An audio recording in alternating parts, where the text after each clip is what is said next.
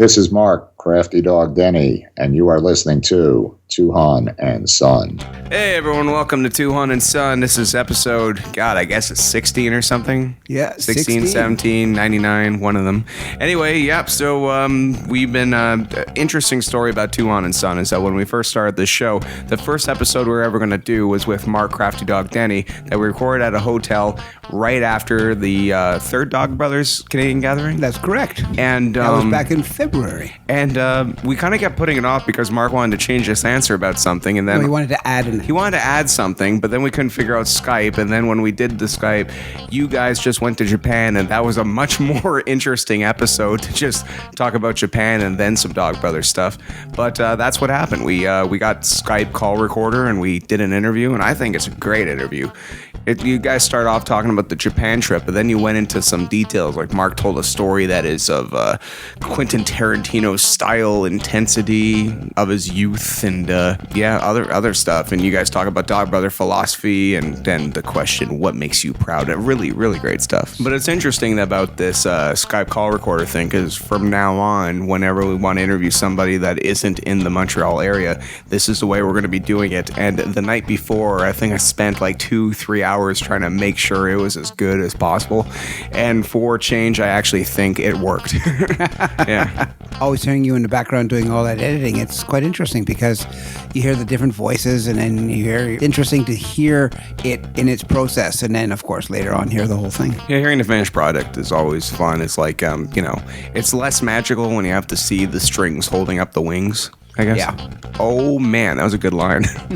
So anyway, right before we begin this, Dad, you went to Japan again. Yes. And this time was the first time the Dog Brothers ever went there officially for Japan. And they've been to many countries, the Dog Brothers Association, but Japan, this is a first. Dad, you've been there a couple of our times before, but this time, is it like, just another day at the gym now? Like it's, getting less intimidating or just less intimidating simply because you realize that, people aren't going to jump down your throat when you say something wrong, and then you'll stop saying mostly wrong things because you start realizing that you have an idea what's going on. And so that's a good thing.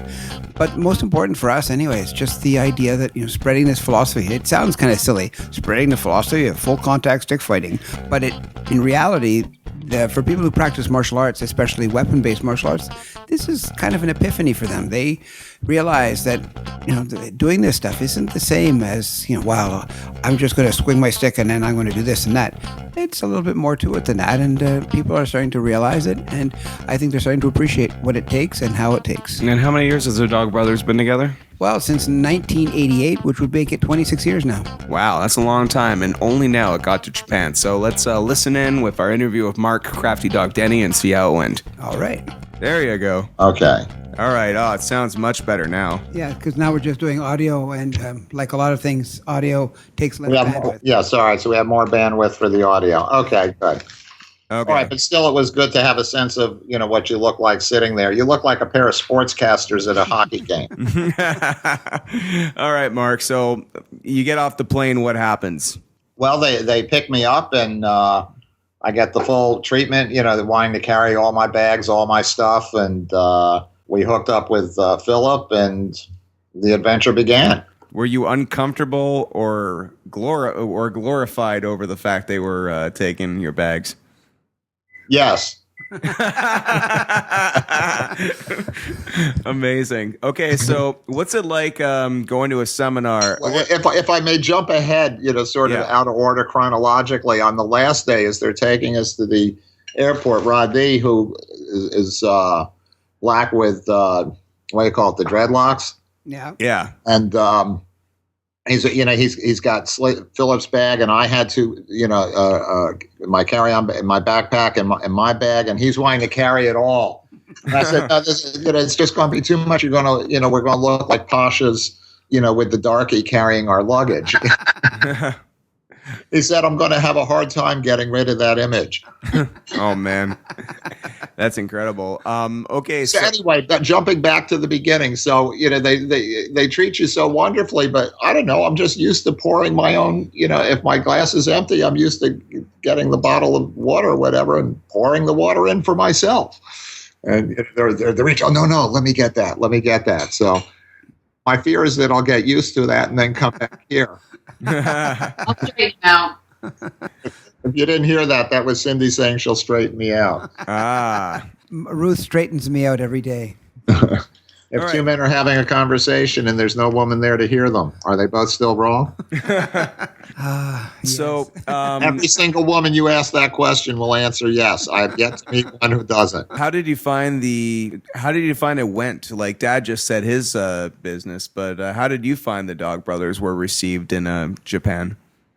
Well, as I was in the conversation with the three instructors, Ian Tatoshi and Radi, it was very clear to me that they had a very deep and sincere interest and indeed understanding of the Dog Brother values. Our values resonated very strongly for them. That's a good answer. No, I was very surprised because a couple of years ago I was in the Philippines and they were there as well, and I was running the stick fighting portion. And, I've actually saw these guys come out like tigers. I mean, it was really amazing because they were fighting, we were on a beach. We had fencing headgear, gloves, no body armor, quite perfect in position. And we had people from all over the world who were, working really hard to do whatever they could. And they did it. And these guys, all of them. And we saw that even the smallest of them, did not hesitate to engage. And it was, I was very impressed with what they did in Tokyo. I just think it's too bad that we didn't have a wider variety of people for us to see them in that particular environment in. Mm-hmm. I agree with you. There were people who, if I were to base my evaluation upon their demeanor during the seminar, I would have thought, oh, this guy's pretty timid. But when it came time to play, they were full tilt boogie. It's very self-effacing quality to the culture there. And what was your favorite part about the entire experience, Marc? Kind of indivisible. Just engaging with people and with the culture and seeing their feeling for what Philip and I do. I'm really appreciative, grateful to Philip for opening this door for me. Well, it's definitely it's fun that you and Dad have known each other so long, but what's interesting about this is that the Dog Brothers have only gone to Japan now. Like, what other countries have you guys been to? Well, the Dog Brother Association. Well, in Europe, we're quite extensive. Benji has done wonderful work there. And, so let me off the top of my head, but let's see, I did Spain for 9 years. My Spanish helping there, I'm able to give a seminar in Spanish. Let's see, England, Spain, France, Italy, Germany, Switzerland, of course. Those are the countries I've done. Oh, in England, my wife's... Slovenia. Slovenia. Oh, yeah, that's right. Slovenia. Ireland. Ireland. When I was in Russia, I saw a guy with a Lonely Dog T-shirt, so I know that even if me not have been there, you have been there in spirit. Well, yeah, and Benji's done many more countries, Poland and Hungary and Greece, and so Europe is very well represented. Myself, also, we have a DBMA group in Mexico City. I've given seminars in Peru. We have 3 DBMA groups in the Buenos Aires region of Argentina. I've been down there twice.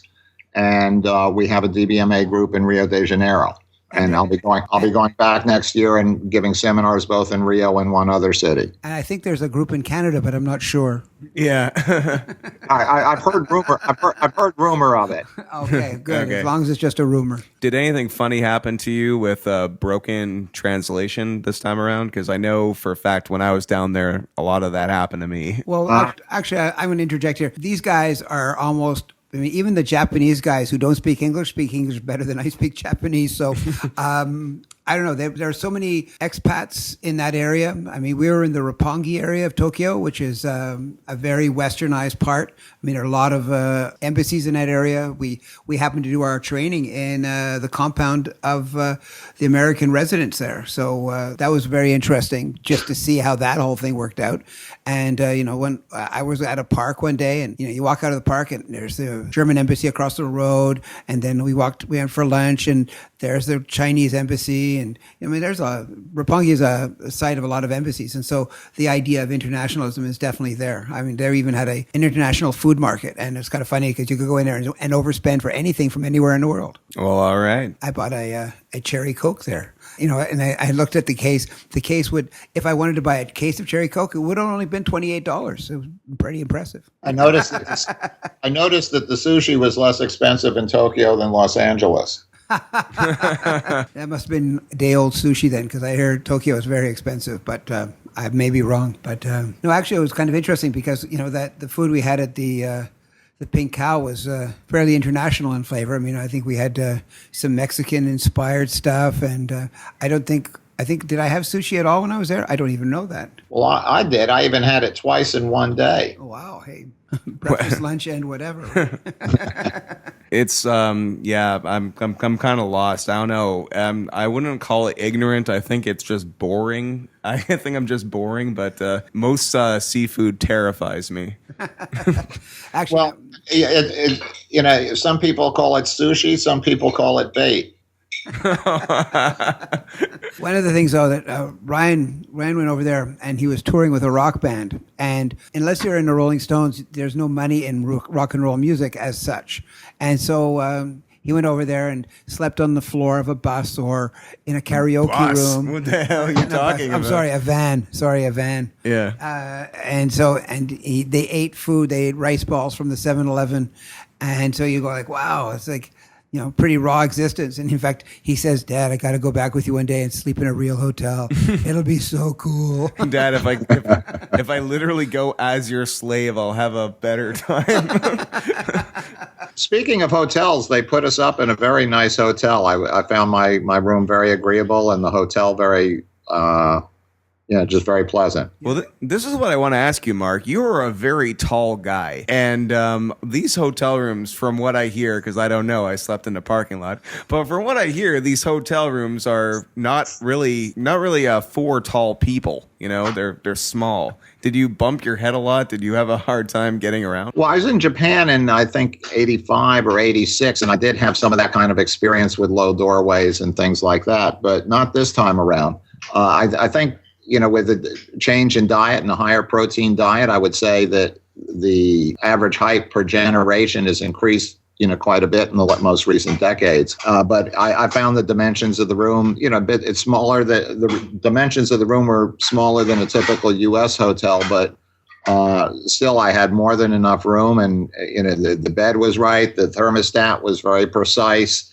The one thing, the toilet. I could not screw myself up, screw up the courage to try that thing where the toilet cleans your butt. And there's a certain, I don't know what, but when I was in Japan, we'll call it 85, the old toilets where you drop your drawers and there's a place for each foot and you squat. Yeah. And, we were at a sushi bar and, I went to use the bathroom and there was one of these Johns and I just didn't know how to use it without turning my pants into diapers. And, this was received with great amusement by the people that I was with, and said, sir, here I am. I couldn't use the primitive toilet and I couldn't use the high-tech toilet. Oh, man. So Japanese is not the shit for you, right? Well, I think the thing to do, I meant to do it on the last day and then I got busy and forgot, which was to sit on the toilet without doing my business and then sort of experiment with what it did. So that there would not be brown soup splattering everywhere. It's funny because in the Akihabara, which is their electronic thing, they've got in the gates leaving Japan, they have one of those places, and you can actually buy a toilet seat like they have in Japan. And it's all wired up to fit in North American stuff. But the weird thing is that it's like $400 for this toilet seat, and I just couldn't bring myself to care that much about washing my rear end that way. So I never bought one. I'm going to go ahead and tell a little story about when I was but an ignorant teenager. I was in a friend's house, and his parents are from France. And I remember going into the toilet, and someone's like, dude, there's something really wrong with this thing. It's like, what? Don't you listen? Don't you hear it leaking? It's like, dude, turn that nozzle really quick. And all of a sudden, this bidet sprayed me in the face. It's a bidet. A bidet. Yeah. Yeah, well, it was a clean bidet. It was clean water, but I was wet nonetheless. Yes. And cross I was. So I'm trying to picture the audience that will find this conversation of interest. I don't know. I mean, I'm a really big fan of Johnny Depp, and if he ever told me about his experiments with a bidet, I'd find it rather interesting, actually. Like, so this is what you don't do when you're not in Pirates of the Caribbean. All right, so that's fun. So you guys are in Japan stuff. When you're the ringmaster, usually everywhere you go, even though people are bilingual, do you ever feel or worry that they don't get the Dog Brothers philosophy when the sticks clash together? Well, certainly not in this case. It was clear to me from the conversations with the three instructors, our hosts, that they very much got it. And generally, in Japanese culture, the people who come to a teacher, they come to learn from the teacher. So, with these guys being clear on the values, I wasn't really worried about somebody else not being clear of the values. All right, Dad, do you have any Japanese stories this time? Because I actually haven't even asked Dad about the trip, knowing that we were going to have this interview. So, Dad, what happened this time? Well, it was pretty interesting. Because, I mean, I got in. I think I arrived first. So the two arrival gates were pretty close together. So I met, Radi and I, who have known each other from the past. He's the one who came and ripped my bags out of my hands as I was walking down the hallway and said, no, I have to carry those. And it's like, oh, gosh, this is going to be awkward. Because, people are taking your bags and you go like, I have a hard time remembering to bring them with me. How are you going to remember? That kind of stuff. So it was kind of funny. And then the worst part about it is when you get used to it and you're leaving the room and you go, who's taking my bag? We met up with Marc and, the one thing you don't really, sometimes you take a taxi, but, we actually heard a story about some guy who had to get to the airport and he had to take a taxi out to Narita, and it was like $250. So we did the second best thing. We took the buses. Well, the buses are very nice. They're very well air conditioned. They go right to where you want, and it's it's far less aggravating. One time I took a train in, and a train. Allow me to interject right there. I noticed on the bus they had a little person in a uniform with a sign in both Japanese and English saying, "Put on your seatbelts, please." Yeah. And and there were lines painted on the sidewalk where we were to stand while waiting for the bus. And the bus pulled up so that we were at exactly the right spot. Everything is so thorough there. The van that my band was traveling in the first day when we were going to go to the first show, we had been in Tokyo for 2 days, but this was the first day we were leaving. Someone robbed the van and stole nothing but our driver's underwear.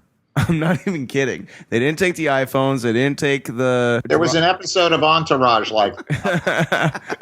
They didn't take anything except the driver's clothes. But when we called the police measured the parking lot. Like it was CSI. It was amazing. Very thorough. So we got there, and the trains are really nice. They're like fast trains everywhere. But, where we happened to be staying this time was really not adjacent to that. The one thing I guess that's really strange about subways in Japan, I mean, I say strange, but they think they're very normal. There's a whole bunch of different competing lines that, the different companies run different lines in the subway system, but they all run out of the same stops or the same station. So you'll have this one station and you can basically get from here to there just about anywhere, but you have to cross over. You get on this lane or this line and you'll go this far, and then you'll cross over and you go down this hallway and you get on that other train and you go this far. So if you're not really close to one of the lines that goes right to the airport, it's, we had some bags, and it was a lot easier just to find us to the place where the bus goes to the airport and then stick us on the bus, because if you don't go nearby, Tokyo is a lot bigger than a lot of other places. I mean, it's like going everywhere in Los Angeles. You don't want to go everywhere in Los Angeles. You just want to go where you want to go. Yeah, exactly. Yeah. Speaking of Tokyo, one of the things I noticed was that in my 6 days there, I saw the grand total of one fat person. They couldn't afford to eat. Whatever the case, America is an incredibly fat country. I'm conscious, particularly conscious of it when I'm in Europe, but even more so in Japan. Yeah. No fat people there. No, you're right, though. Well, and when they're fat, they're competitively fat, like a sumo wrestler. Yeah.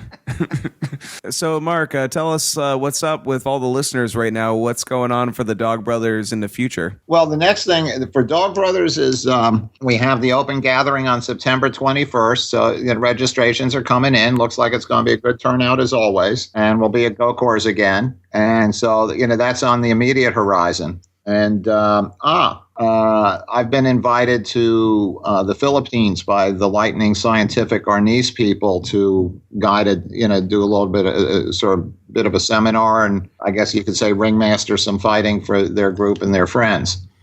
Can I interject here? That the thing that's so amazing about that is that Filipinos are naturally, as we all are, fairly proud and protective of what they've created, and this is really quite a phenomenon to ask.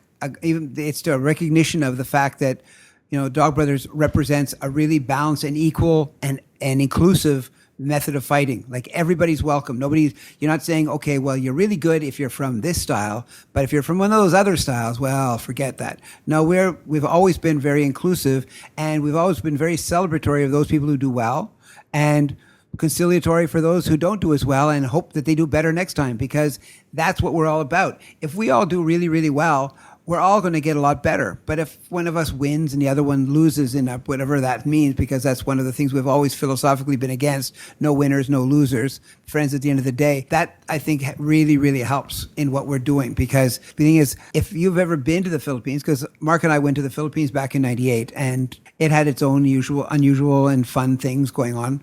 But to actually be invited by a group that doesn't really have a particular connection to you to act in this way, it's really quite unique and phenomenal. And, Marc should be very, very proud, because this is quite a feather in his hat that these people have that much faith in what he is and his knowledge level is, that they would invite him and do that. So that's great. Well, there's a bit of a connection with the LSA people and me, in that the founder of their system, Grandmaster Ben Luna Lima, he did a seminar at the Inisano Academy, the one on Rayford and Playa del Rey. Okay. And I said something somewhere on the internet, I don't remember where, just about how much Grandmaster Luna Lima had impressed me. And he was a lefty who was completely ambidextrous in a spotty daga. And the level of coordination and skill and the speed and the precision of his movement and his angling and his zoning, it just really left me impressed. So when somebody's and I said it out of complete sincerity, but it tends to open the door when somebody says something nice about the teacher that under whom you train. This is true.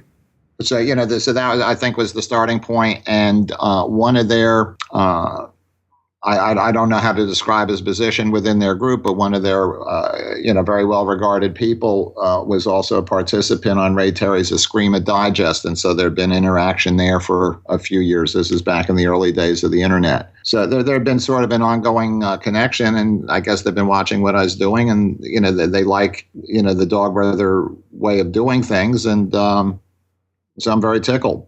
I'm very honored. Good stuff. All right.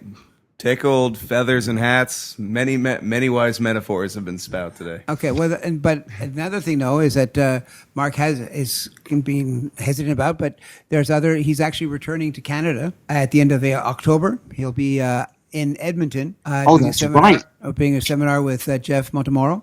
Yes, he trained with me when he was in town, and one of his fighters was at the UFC.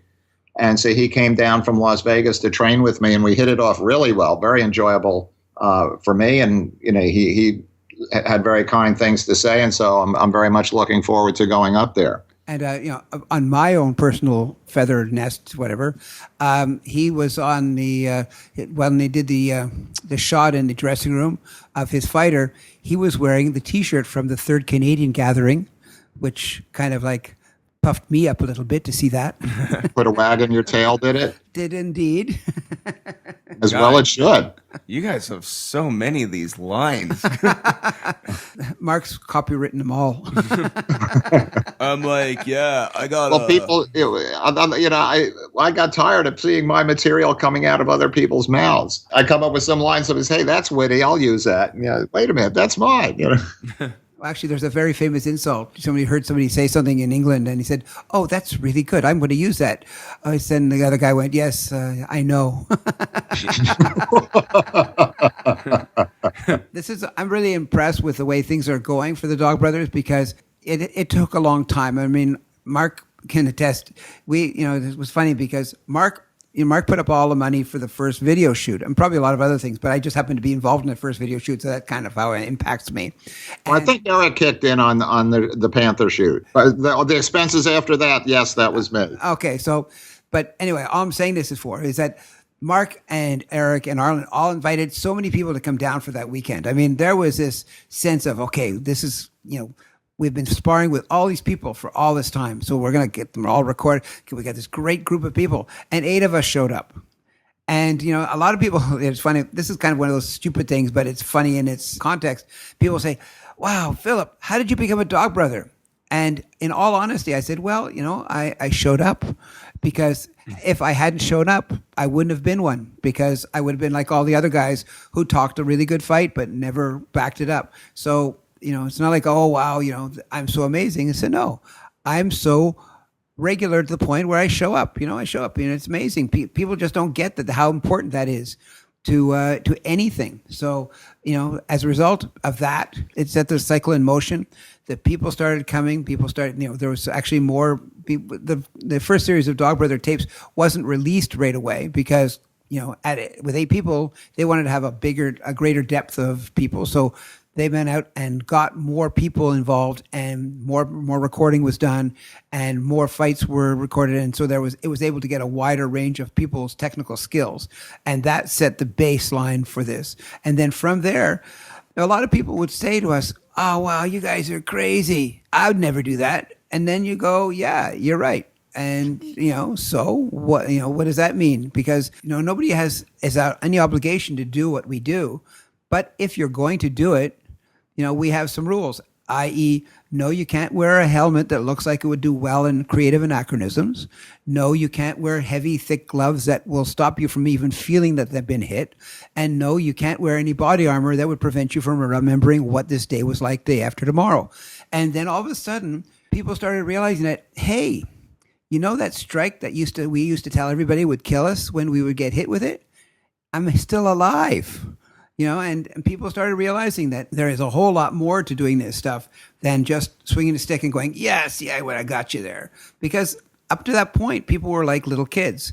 When you see these guys swinging 2 little branches at each other, I got you. No, you missed. Oh, no, I got you. No, you missed. And so, of course, what you're never going to get an answer that way. So this is the guys going, no. We take all that equipment off.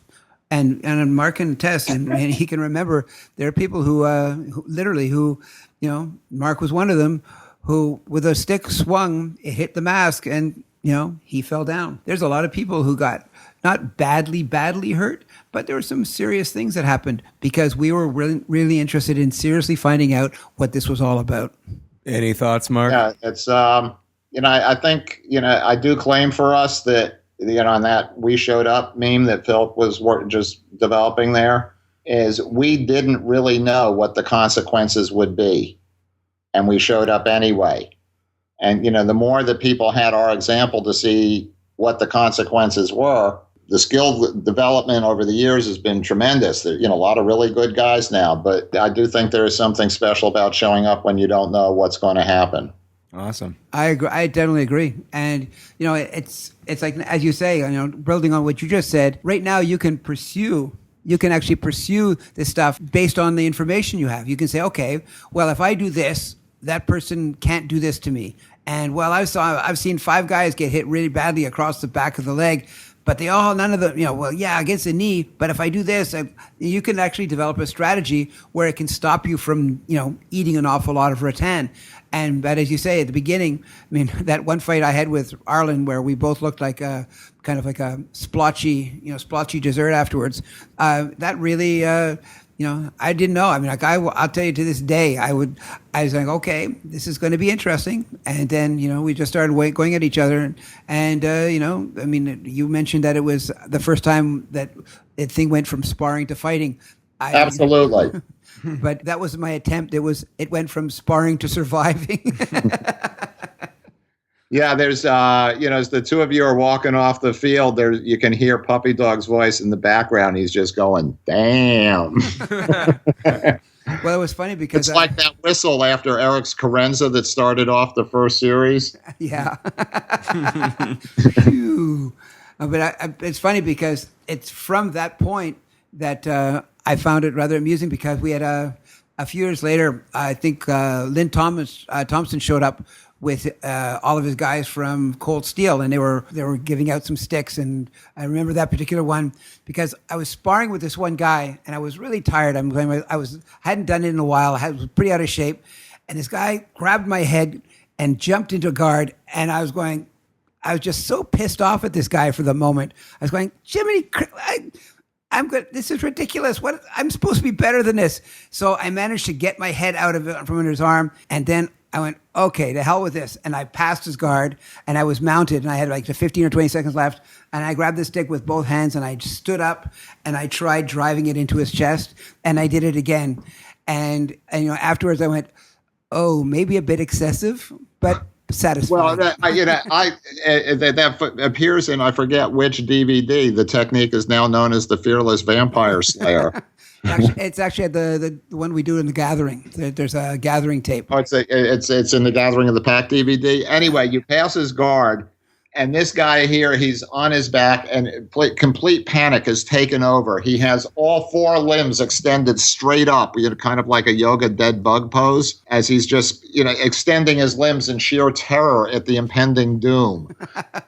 And the commentary from the crowd that that's right next to the camera's microphone, it's pretty funny. By the way, available at dogbrothers.com, folks. I guess as I have more of guys that I've trained going into Dog Brothers, we have like 7 or 8 Canadians that are now full Dog Brothers, and we have a bunch of candidate dogs and dogs. It's that pride that you have. I mean, you've had this since the beginning because you've had more people, being as they're all, most of the gatherings are, in your backyard. So it's a lot easier for you to get them there than it would be for me. But it's creating these things and then seeing people get good and seeing them use techniques that I help them develop and help them come to fruition. And it's amazing. When you see people do really, really well and you go, wow, I had a part in that. That's awesome. And, Yeah, it's a great feeling. It's a great feeling. I love that too. But, you actually have a gathering coming up in September in California. And what else is there after that? I know that we have a Canadian gathering coming up in 2014. We're projecting around, 2015, I'm sorry. We're projecting around July. That seemed to be it. But we also have but we think we're projecting our first tribal gathering as well. So that we'll have to figure out as well. But what else? Do you have anything else in the fall? Well, yeah, the question you asked me was Dog Brothers, but I certainly wouldn't mind talking a little bit about DBMA. Well, that would be good. Yes, I have a seminar in Susanville, California this month, and then I'm going to be in Mexico City again in October. I have the thing with Jeff in November, and also in November I'm going to be in Carbondale, Illinois. And I think tomorrow, perhaps, we're going to be announcing the brand new, improved, drum roll, Dog Brother Martial Art Association, where we're really kicking up things, 3-4 gears all at once. And it's going to be full of videos and stuff from my secret library. Ooh. Yeah, and I've acquired some pretty nifty footage over the last 25 years. I won't be able to release all of it. Some of it should never see the light of day, and I need to get permission from certain people who allow me to film things. And it's not for me to assume that they want it in the public domain. But there's going to be a lot of nifty stuff. The video capabilities, and I'm such a terrible salesman, but this is really where my big effort is going to be. The DVD model, I think it's less important now, and that by going about things this way and just everybody, people can come every month and know that there's just going to be fresh material. There's things I can do that I can shoot easily. They're maybe just 20 minutes long and don't require the effort of putting out and the expense of putting out a DVD that meets a DBMA standard, because I think we've set a pretty high standard over the years. And, being able to put things out this way will just really be able to serve people so much better, so that's going to be a pretty big thing. The system, DBMA as a system, is now organized to a point where, if someone wants to bring the program into their school, like, okay, here's step one, here's step two. So some people are going to want to just sniff their way around and follow wherever their doggy nose leads them. And other people are going to want to say, okay, I like the way that you've done for other people. So tell me, what do I do? What's step one? What's step two? And, we take them through across the three areas of the system: the real contact stick fighting, the empty hand, which we call collie tudo, and the third area, the interface of gun, knife, and empty hand, which we call die less often. And so every month there'll be something in those different areas. For example, one of the first things we're going to be doing in the DLO material with the new association is last year's training camp. The guest instructor was Frankie McRae, who's an outstanding combat veteran from Iraq and Afghanistan, who went on to be the advanced firearms instructor for the Special Forces coming out of Fort Bragg. And for those who understand these things, that's one hell of a thing.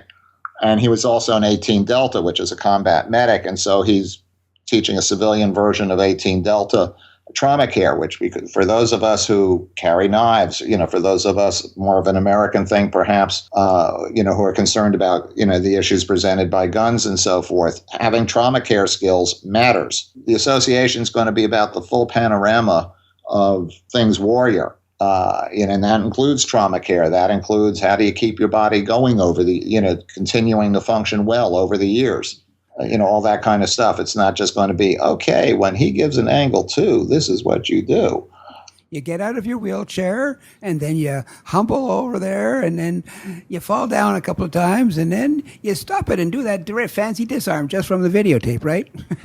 Exactly. Yeah, fight. Yeah. Oh, and one other thing I just realized, one other thing I forgot to mention is that, look, working on scheduling the date right now to go back to Customs and Border Patrol Advanced Training Center, which is one of my favorite gigs. I have been working with them for several years now, and they consider me the subject matter expert for their intermediate force program.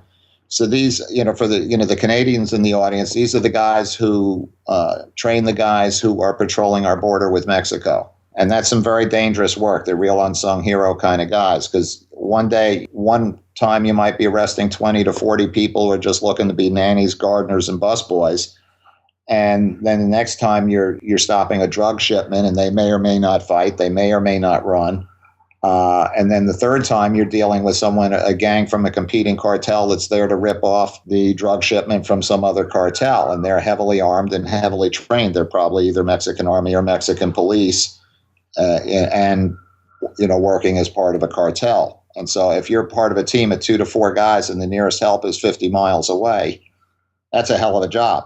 All right, so we're just about out of time for today, but before we go off, let's go off on something fun. Considering the theme of this interview is traveling, what is something that was kind of a hairy situation of you going on the road? It could be in America, it could be anywhere else, but just one of those funny stories you like to tell. It's like, I can't believe that happened, and I am sure glad I got through it. Well, there was this back in, what was that, 78. I was traveling with a friend from Mexico City, and we were in Chiapas, Mexico, which is the state that borders Guatemala. And we had come in from the Yucatan Peninsula from the north, and we had traveled down through the jungle. There was Palenque, the rainforest, and then we got to this town called San Cristobal de las Casas. And we picked up these 2 blonde American girls, and it's a wonderful story, which I will have some Hollywood scriptwriter turn into a Hollywood script someday. But the short version is 4 of the locals were drinking, and they decided that the girls were hookers, and they were going to drag one of the girls off to go with them. And there was a fight between the 2 of us and the 4 of them, and we ran to the police, and they came running up with Coke bottles and car antennas. And so the cop ran away, and we dove into the police station, and things happened there. They tried breaking into the police station. Says we're going out the back window. The police arrived in force to see us climbing out the back window. And we got thrown into the state prison for 3 days. Oh, God. But does that qualify as a good story? Yeah. Ay, caramba. Were the girls okay? Yes. Okay, good. Yeah. The guys were waiting outside the police station for them after we all got arrested, and they didn't want to leave. And the cop said, "Well, they're our friends. Don't worry." And they said, "No, we're not going out there. We're not going to get dragged off." And so they stayed in the women's quarters of the prison that night. Wow. Oh, my goodness. All right. Well, thank you very much, Marc, for taking the time to talk with us. Unless you have something to add before we go? You have that look on your face. Well, actually, there was that one question we had to ask Marc from the last time. Okay. What he was most proud of, and he wanted to answer that. Oh, yeah. Speaking of that, for those of you who are listening right now, like Dog Brothers tapes, the original filming that only came out later, we have a Tuhon and Son episode 0, before issue number 1. Marc, you're a comic book fan, so you'd understand this metaphor. But, we have this episode with Marc where we talked for an hour and a half when we first got the recorder. And it was right after a Canadian Dog Brother gathering, and that's coming out very soon, actually. But sorry to hear that, because I was utterly exhausted. I feel like I interviewed very poorly that night. Oh, well, whatever. It'll late. It'll be. I'll edit it and I'll make it sound amazing.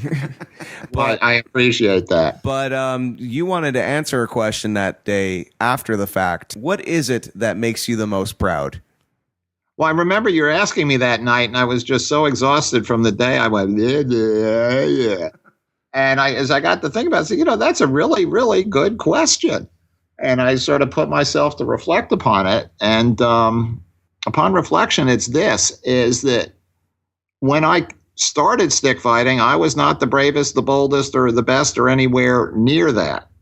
And, I feel like over time, I grew, and I'm very proud of the fighting I did in the late 90s. I feel that's really where I came into my own. I had a very bad knee injury in 92 where this guy in jiu-jitsu, we were doing judo throws, and this guy stepped on my foot accidentally while he swept the leg, and so my knee snapped out sideways. He was 6'7", and it was pretty decisive. And so my ACL, PCL, and lateral collateral were snapped.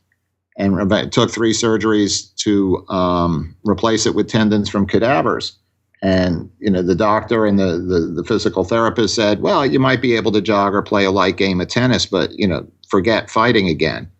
And I felt, I was on the perfect spot of the then rising jiu-jitsu wave. I'd started training with the Machados in 1990, 3 years before the UFC. And, just things were going so well. And it would just...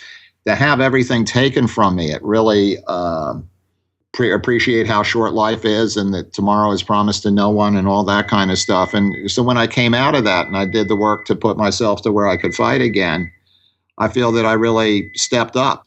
And those were the years that Eric and Arlen weren't there.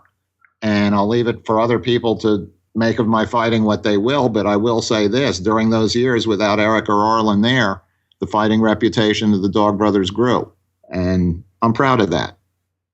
Well, that's good. Great. Awesome. That's a great answer. Well, thank you very much for talking to us, Marc. And just for one last thing, I think it's pretty cool for all the nerds out there to know that the Dog Brothers name came from Conan the Barbarian. That's right. That was Philip and I were in the motel that Rumble at Ramblers weekend, and I was putting in his rib a couple of times a night. Yeah. And I was reading Conan the Barbarian, and someone had called me a crafty dog earlier in the day because I knew that the field was going to be wet from the sprinkler, so I showed up with soccer sneakers with rubber cleats. And someone said, oh, you crafty dog, you. And we had 3 guys named Marc. There was Marc Balliff, who became Mongrel, Mark Sandin, who became Puppy Dog, and but it started with someone calling me a crafty dog because of the rubber cleated soccer sneakers for the wet grass. And so when I was reading Conan the Barbarian that night, he's calling his band in the battle, and he says, come on, ye Dog Brothers. I thought, Crafty Dog, Dog Brothers, we need lots of nicknames. Well, Eric can be Top Dog. And then, I just got to thinking about it. And it seemed, the guys sort of, when I proposed the idea, there were some raised eyebrows, but overall, I'd say it's worked out pretty well. I think I second that. Yes, it seems to work out very well.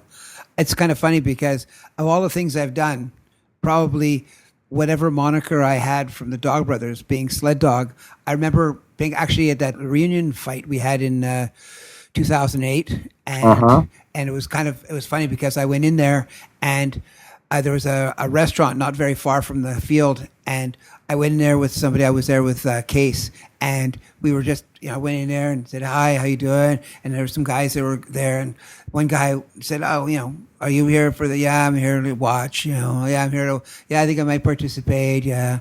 And said, and they looked at me and said, oh, so where are you from? Oh, I'm from Montreal, Canada. And it was like, you're Sled Dog? And it was kind of amusing because nobody had ever referred to me like that before. But and I started to realize, it's one of those things that really, it puts a bit of snap in your step. You feel like, hey, this is not just a name that, you could have taken from someone else. This is a name that is pretty unique. And, in the world of martial arts, people know who we are. And there are a lot of people, who have reputations that precede them. And it's kind of nice to see that as a participant. Yeah, just on an ending note, I think it's cool that the words Crafty Dog, there's a positivity in that name because it implies that you're intelligent. But Dad picking the name Sled Dog just ensues a Canadian stereotype that I find horribly offensive. Well, we were tired that you'll get over it. Your dad already has. All right, whatever. I'll be maple syrup. Son of Sled Dog. Yeah, I'll be maple syrup dog or Some of the names that we've come up with, Steve Grody, we were going to give Mr. Peabody and and then Brian Jungwee Watanata Porn, who is half Thai, and he has that very humble Thai demeanor. And so we thought to improve his social life by taking the last syllable of his last name, Jungwee Watanata Porn. Mm-hmm. And so, he said, well, we're going to call him Porn Star Dog so that the girls will think, well, we must have seen him in the shower or something. That's a nice positive take. No, I'm very honored by my connection, by my association, and I hope that I manage to stumble through this for the next few years until I'm not wanted anymore. Our adventure continues. It definitely does. Woof, woof. All right. Woof, woof, my good friend. All right, and now it's our interview with Marc Crafty Dog Denny. Good times, and we're going to use the Skype call recorder to contact even more cooler people from around the globe. And if you are a Tuhon and Son listener and you are a pal of Dad's and you're just like, hey, I want to say something on the show, well, now you can. We are prepared. We're prepared, and we have we can do this. We have the technology. Yes, exactly. You beat me to the punch. All right. Anyway, so this is the $6 Million Man, Ryan Stick Gelna, and the Bionic Lady, Philip Tuhon Gelna, signing out. Signing out.